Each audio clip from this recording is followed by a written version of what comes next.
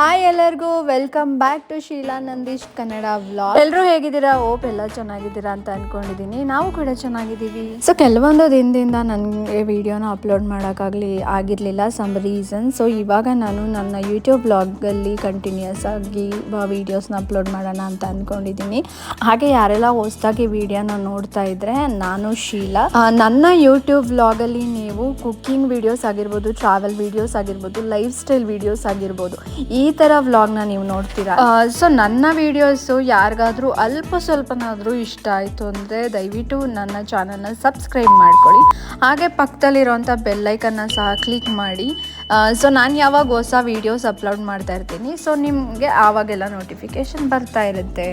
ಇವತ್ತು ನಾನು ಮಾರ್ನಿಂಗಿಂದನೇ ವ್ಲಾಗ್ನ ಶುರು ಮಾಡಿದ್ದೆ. ಸೊ ಲಾಸ್ಟಿನ ಬಾಕ್ಸ್ಗೆ ಇವತ್ತು ನಾನು ರೈಸ್ ಬಾತ್ನ ಮಾಡಿದ್ದೆ. ಈ ಥರ ನಾನು ರೈಸ್ ಐಟಮ್ ಏನಾದರೂ ಮಾಡ್ತು ಅಂತ ಅಂದರೆ ಅವಳಿಗೆ ಒಂದು ಬಾಕ್ಸಲ್ಲಿ ಸಲಾಡ್ಸ್ ಹಾಕ್ತೀನಿ, ಕುಕುಂಬರ್ ಇಲ್ಲ ಕ್ಯಾರೆಟ್ ಈ ಥರ. ಇಲ್ಲ ಅಂತಂದರೆ ಜಸ್ಟ್ ಕ್ಯಾರೆಟ್ ಅಷ್ಟೇನೂ ಹಾಕ್ತೀನಿ, ಇಲ್ಲ ಅಂದರೆ ಬರೀ ಕುಕುಂಬರ್ ಅಷ್ಟೇನೂ ಹಾಕ್ತೀನಿ. ಸೊ ಮತ್ತು ಅವ್ರಿಗೊಂದು ಸ್ನ್ಯಾಕ್ಸ್ ಇರೋದ್ರಿಂದ ಫ್ರೂಟ್ಸ್ ಇಲ್ಲ ನಟ್ಸ್ ಈ ಥರ ಏನಾದರೂ ಕಳಿಸ್ತೀನಿ ಡೈಲಿ. ಸೊ ಅವಳನ್ನ ಸ್ಕೂಲ್ಗೆ ಬಿಟ್ಟು ಬರೋಕ್ಕೆ ಅವ್ರ ಪಪ್ಪನೇ ಹೋಗಿದ್ರು. ನಾನು ಇಲ್ಲಿ ಆಚೆ ಕಡೆ ಎಲ್ಲ ನೀರು ಹಾಕ್ಬಿಟ್ಟು ರಂಗೋಲಿ ಎಲ್ಲ ಹಾಕಿ ಆಮೇಲೆ ಮನೆಯೆಲ್ಲ ಕ್ಲೀನ್ ಮಾಡ್ಕೊಂಡು ಸ್ನಾನ ಮಾಡಿ ಪೂಜೆ ಗೀಜೆ ಎಲ್ಲ ಮುಗಿಸ್ಕೊತೀನಿ.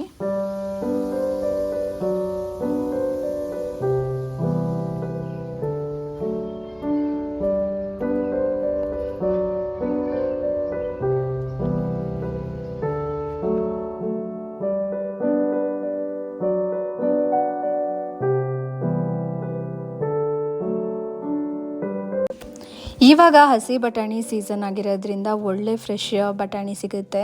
ಹಾಗಾಗಿ ನಾನು ಸ್ವಲ್ಪ ಅಂದರೆ 2 kg 3 kg ಈ ಥರ ಹಸಿ ಬಟಾಣಿನ ತೊಗೊಂಡು ಬಿಡಿಸ್ಬಿಟ್ಟು ಫ್ರೀಝರಲ್ಲಿ ಸ್ಟೋರ್ ಮಾಡ್ಕೊತೀನಿ. ಸೊ ಈ ಥರ ಫ್ರೀಝರಲ್ಲಿ ಸ್ಟೋರ್ ಮಾಡೋದ್ರಿಂದ ನಾವು ಸುಮಾರು ದಿನ ಫ್ರೆಶ್ ಆಗಿರೋ ಅಂಥ ಅಂದರೆ ಹಸಿ ಬಟಾಣಿನ ತುಂಬ ದಿನದವರೆಗೆ ಯೂಸ್ ಮಾಡ್ಬೋದು.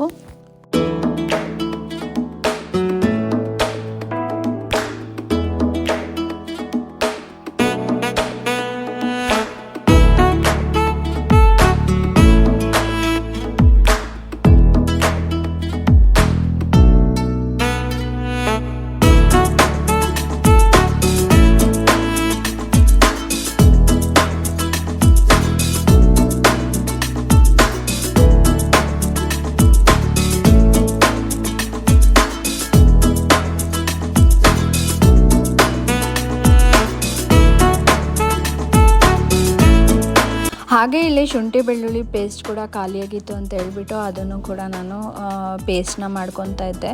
ಸೊ ನಮ್ಮ ಮನೇಲಿ ಶುಂಠಿ ಬೆಳ್ಳುಳ್ಳಿ ಪೇಸ್ಟ್ನ ಸ್ವಲ್ಪ ಕಡಿಮೆನೇ ಯೂಸ್ ಮಾಡೋದು, ಹಾಗಾಗಿ ನಾನು ಇಷ್ಟು ಮಾಡಿಕೊಂಡ್ರೆ ಸುಮಾರು ದಿನವೇ ಬರುತ್ತೆ.